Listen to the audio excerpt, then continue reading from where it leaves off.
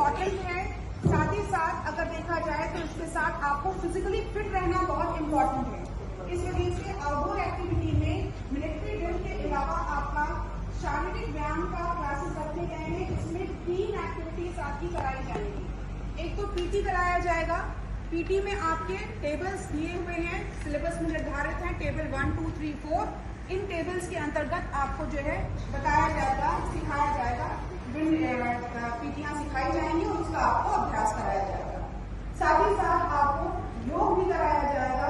वर्तमान समय में योग की महत्ता सभी के बीच में से हम 21 जून को विश्व योग दिवस के रूप में भी मना रहे हैं। तो वर्तमान में योग की बहुत महत्ता है। इस वजह से योगासन में मेनली आपको जो है सूर्य नमस्कार एवं प्राणायाम सिखाया जाएगा। फिर लास्ट में आता है अनआर्म कम्बैट या जूडो कहिए या यूएसी कहिए। ये हमारे प्रशिक्षक श्री विजय वाजपेयी द्वारा दिया जाता है।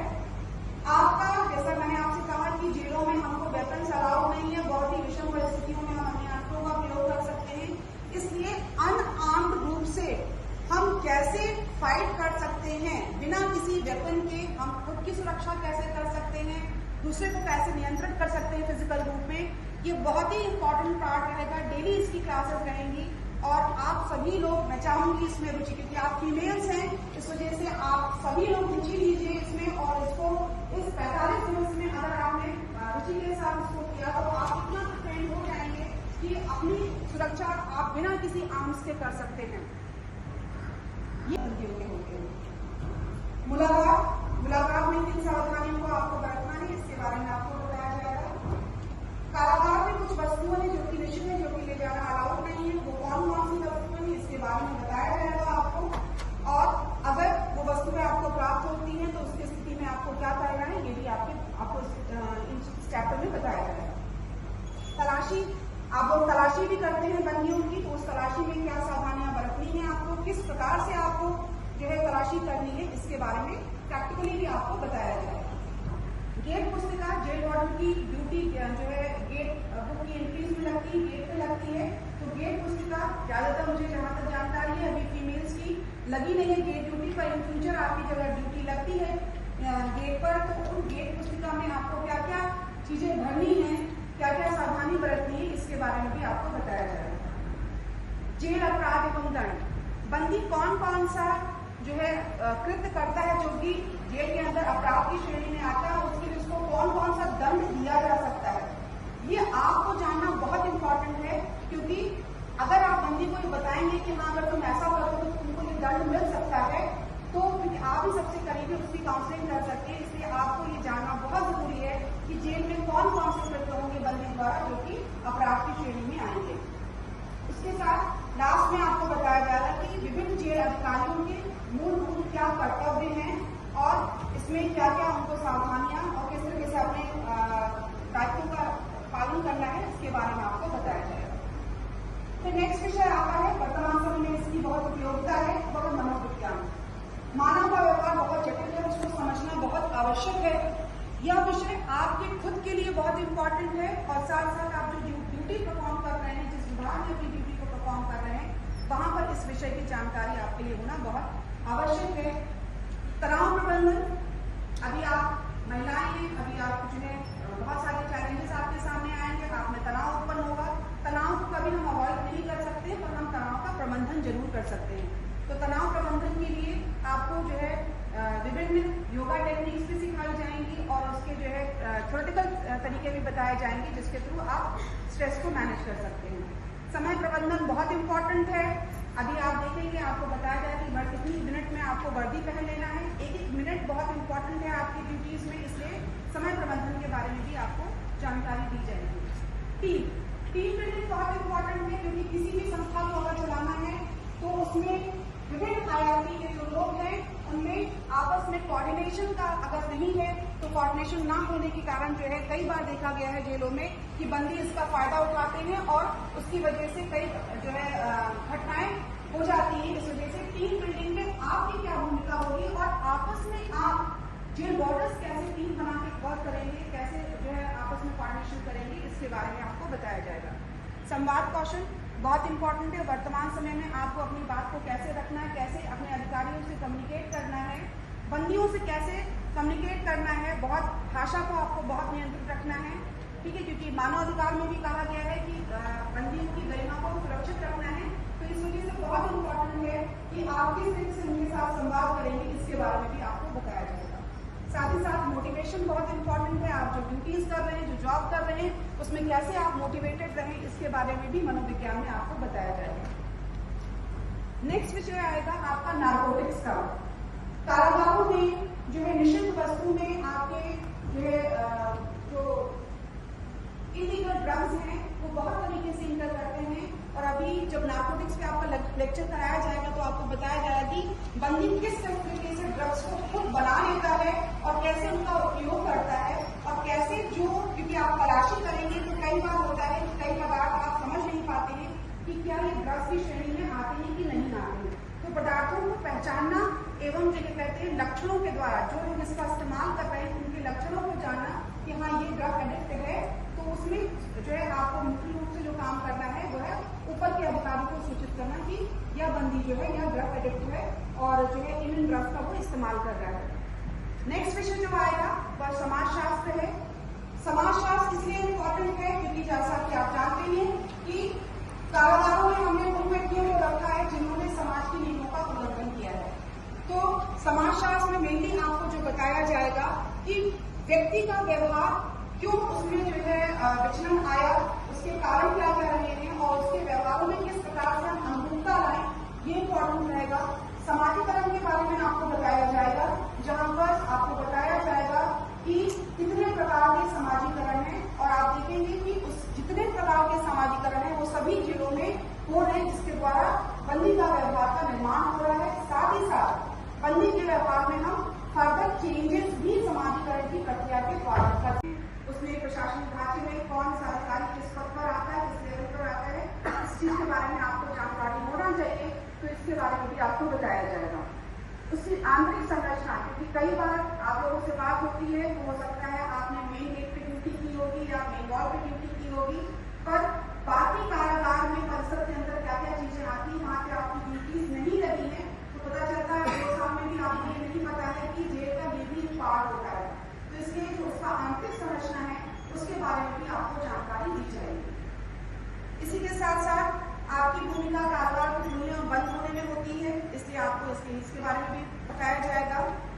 बंदियों का वर्गीकरण बहुत इंपॉर्टेंट है, ये भी आपको बताया जाएगा। कारागारों का वर्गीकरण उसमें बताया जाएगा कौन सी जो है आपकी जिला कारागारों के अंतर्गत आएगा, कौन सा केंद्रीय कारागार, कौन सी विशेष कारागार एवं कौन सी उप कारागारों के अंतर्गत आएगा। आपकी ड्यूटीज मुख्य प्राचीर पे बहुत जो है मैक्सिमम टाइम आपकी ड्यूटी मुख्य प्राचीर पे लगती है। इस वजह से मुख्य प्राचीर पे आपको किन सावधानियों को बरतने की आवश्यकता है और कहाँ आपसे गलती हो जाती है, इसके बारे में क्या सावधानियां आपको बरतनी है, इसके बारे में डिटेल में आपको बताया जाएगा। कारागारों में सुरक्षा, तलाशी, संचार एवं बंदी सुविधा हेतु अन्य उपकरण बहुत सारे उपलब्ध है। उन उपकरणों के बारे में आपको जानकारी दी जाएगी और कहाँ कहाँ वो इंस्टॉल होते हैं, किस तरीके से वो कार्य करते हैं, उसके बारे में आपको बताया जाएगा।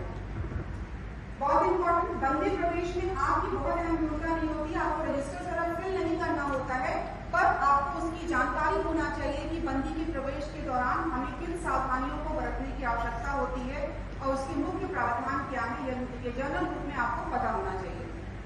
बहुत इंपॉर्टेंट विषय इसके बाद नेक्स्ट है बंदियों द्वारा उपद्रव। ये उपद्रव भूख हड़ताल के रूप में हो सकता है, दंगे के रूप में हो सकता है, बलवे के रूप में हो सकता है, जो है बहुत तरीके के उपद्रव हो सकते हैं।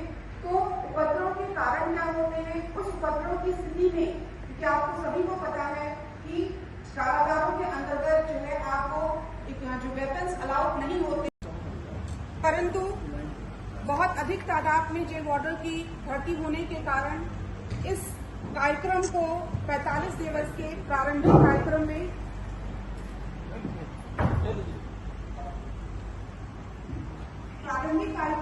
को डिजाइन किया गया है, जिसमें कोशिश की गई है कि इस 45 दिवस में आपको इतना तैयार कर दिया जाए कि आप जो है कारागार विभाग में अपनी सेवाओं को सफलतापूर्ण दे सके। इस 45 दिवस के कार्यक्रम में आपका दिन प्रारंभ होगा 5:40 से, जहां पर सर्वप्रथम आपका फॉलिंग होगा 5:40 से लेकर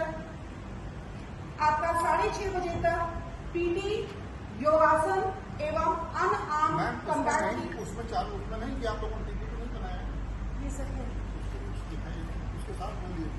सो वही है, मैं भी बोल 6:30 बजे से लेकर 7 बजे तक आपका ब्रेक होगा। इस ब्रेक के बाद 7 बजे से लेकर 7:45 तक आपको एमडी कक्षा में जाना होगा ग्राउंड पर। 7:45 से लेकर 9:45 आपका फिर से ब्रेक होगा। ब्रेक के बाद आपका 9:45 से इंडोर कक्षाएं प्रारंभ हो जाएंगी। अभी आपको पीटीआई और एमडीआई बता देंगे कि आपकी इंडोर कक्षाएं कहां पर संचालित होंगी। 10 बजे से लेकर 10:45 तक आपका फर्स्ट क्लास होगा।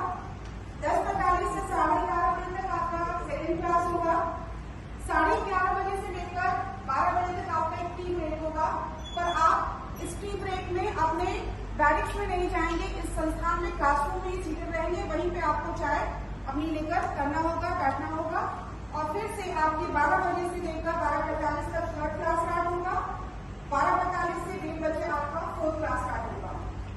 इसके बाद 1:30 बजे से 4 बजे तक आपको एक ब्रेक दिया जाएगा। काफी लंबा ब्रेक है। इस दौरान आपको अपने बैरिक की साफ सफाई, उसका मेंटेनेंस, सभी चीजों को व्यवस्थित करना और आपको अपना रेस्ट पीरियड भी आपका यही पीरियड रहेगा। फिर 4 बजे से 4:45 आपका खेलकूद, सोशल और जिम टोलियां बना दी जाएंगी साइड बाय साइड। कुछ महिलाएं, जो एक टोली है वो सोशल करेगी, एक टोली जो है वो आपका जिम करेगी, एक टोली आपका स्पोर्ट्स पीरियड में पार्टिसिपेट करेगी। इसी तरीके से 5 से 5:45 में भी खेलकूद, सोशल एवं जिम होगा। 5:45 से लेकर 6:45 फिर से आपको ब्रेक दिया जाएगा। और 6:45 से 7:45 में आपको रात्रि भोजन प्रदान किया जाएगा, जो कि आपको मेस में बता दिया जाएगा। मेस कहाँ पे है, किस तरीके से आपको आना होगा, किन किन बैचेस में आना होगा, वो आपको पीटीआई एमडीआई रिट्रीव कर देंगे। फिर रात्रि में 8 बजे आपकी गणना होगी। गणना में क्या प्रवेश आएगा ये भी आपको सूचित कर दिया जाएगा। ये पूरी जो दिनचर्या रहेगी, इसमें आपके जो हमने पेपर्स आपको प्रोवाइड किए उसमें ये रूटीन भी आपका है और उसमें किस ओकेजन पे आपको कौन सा यूनिफॉर्म पहनना है ये भी आपको बताया गया। उसी यूनिफॉर्म में आपको उपस्थित रहना पड़ेगा। और ट्रेन पीरियड है तो सबसे चीज जो इम्पोर्टेंट होगी, टाइमली, चाहे वो आपकी आउटडोर क्लास हो, टाइमली चाहे वो आपकी इंडोर क्लासेस हो, उनमें आपकी उपस्थिति अनिवार्य है, अदरवाइज आपके खिलाफ कार्रवाई की जाएगी। इंडोर क्लासेस में अगर मैं बात करूं तो सर्वप्रथम जो विषय आपको पढ़ाया जाएगा वह प्राथमिक चिकित्सा का है। यह विषय बहुत ही महत्वपूर्ण है क्योंकि बंदियों के सबसे करीब जो रहता है वो है जेल वार्डर्स। तो कभी भी मेडिकल इमरजेंसी के आप लोग लगभग 2 साल की सर्विस कर चुके हैं, तो आपने इस चीज को अनुभव भी किया होगा कि मेडिकल इमरजेंसी सबसे बड़ी इमरजेंसी कारागारों में होती है। तो उस दौरान आप डॉक्टर नहीं है और एक प्राथमिक सहायक के रूप में आप उनके जीवन की रक्षा कैसे कर सकते हैं या उनको प्राथमिक सहायक के रूप में किस तरीके से आप उनको हेल्प कर सकते हैं, इस चीज के बारे में आपको बताया जाएगा। उसमें व्यवहारिक चुनौतियां क्या आती हैं, सैद्धांतिक रूप में चीजें क्या हैं, इसके बारे में आपको बताया जाएगा। इसके लिए हमारा जेल से आपके फार्मासिस्ट आएंगे जो कि आपको इस पे अपना व्याख्यान देंगे। इसमें कुल मिलाकर आपके 13 व्याख्यान दिए गए हैं। और अगर आप इनके टॉपिक्स को देखेंगे तो इन टॉपिक्स में प्राथमिक रूप से जलना है, सांप काटना है, जो मेन चीजें हैं उनके बारे में बताया जाएगा। मैंने आपसे कहा वैसे तो इसका सिलेबस बहुत विस्तृत है और 45 दिवस के लिए इस तरह से कस्टमाइज किया गया है कि आपको इन एरियाज में कॉम्पिटेंट कर दिया जाए, जिससे कि प्राथमिक सहायक के रूप में अपनी ड्यूटीज आप परफॉर्म कर सके जेलों पर। उसके बाद बहुत ही इंपॉर्टेंट विषय आएगा, वो है सेवा संबंधी नियम। सेवा संबंधी नियम में सूचना का अधिकार वर्तमान समय में बहुत इंपॉर्टेंट हो चुका है। इसके बारे में आपके व्याख्यान कराए जाएंगे। आचरण नियमावली